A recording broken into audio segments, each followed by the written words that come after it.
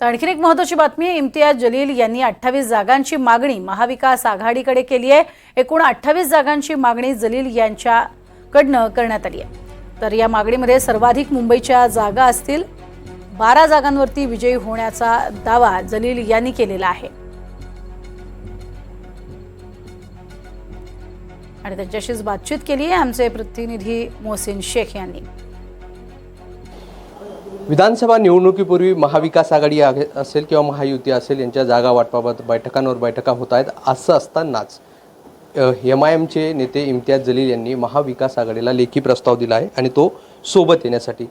नेमका काय प्रस्ताव आहे आणि त्या प्रस्तावामध्ये काय तुम्ही मागण्या केल्या असेल किंवा काय प्रस्ताव दिला आहे महाविकास आघाडीने? काय आहे की आम्ही 2 महिन्यापूर्वीच हे घोषणा केली होती की आपल्याला महाराष्ट्रामध्ये भारतीय जनता पार्टीला पराभव करायचा असेल तर आपल्याला एक मोठी शक्ती उभ्या करण्याची आवश्यकता आहे।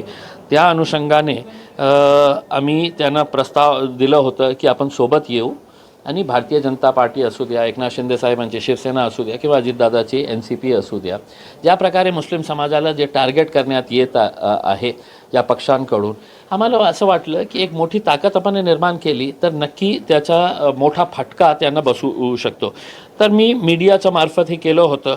मग काही दिवसानंतर मी वारंवार जेव्हा बोलत होतो की आम्ही दिलेलं आहे, त्यांच्याकडून काही प्रस्ताव आलेला नाही, मग त्यांच्या नेत्यांनी सांगितलं की आमच्याकडे असा कुठल्याही प्रस्ताव आलेला नाही आहे लिखितमध्ये आणि मीडियाच्या मार्फत येणं असं अलायन्ससाठी हे चुकीचं आहे। मी दुसऱ्याच दिवशी ते पत्र जे काँग्रेस आणि NCPचे नेते आहेत त्यांना पाठवलं होतं आणि पत्र कोणत्या तारखेला 10 सप्टेंबर 2024ला मी हे पत्र पाठवलं होतं आणि त्या पत्रामध्ये मी स्पष्ट केलं होतं की तुम्ही मला सांगितलं असतं की लिखितमध्ये पाठवा, मी लिखितमध्ये दिलं असतं। आता माझं आज कळलेलं आहे की तुम्हाला लिखितमध्ये पाहिजे तर मी लिखितमध्ये हे द्यायला तयार आहे।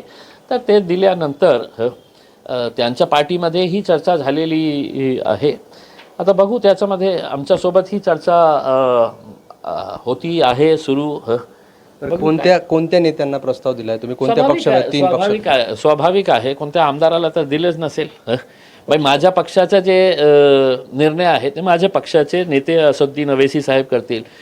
काँग्रेसचं काही असेल तर काँग्रेसचे महाराष्ट्राचे जे अध्यक्ष आहे आणि त्यांचे जे सिनियर लीडर्स आहेत त्यांना सगळ्यांना पत्र पाठवलं होतं आणि NCPचे सर्व प्रमुख जे आहे ते शरद पवार साहेब आहेत, तर स्वाभाविक आहे त्यांनाच आम्ही पत्र पाठवलं असेल।